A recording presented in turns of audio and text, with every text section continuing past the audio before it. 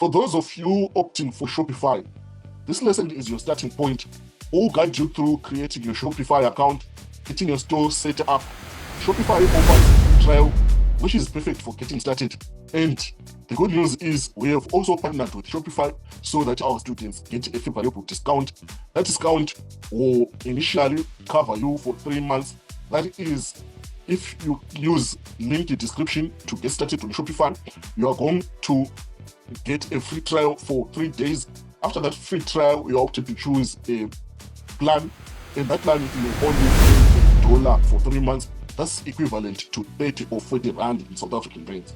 So I do believe that this is a fantastic opportunity for you to try for 3 months. If this is not for you, then you try the next thing.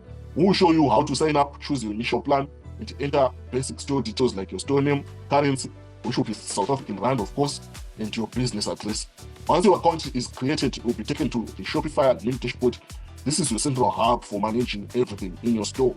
We'll take a tour of the dashboard showing you where to find key sections like products, orders, customers, and settings. Understanding this layout will make your journey much smoother. Shopify is known for its intuitive interface. You will quickly get the hang of it.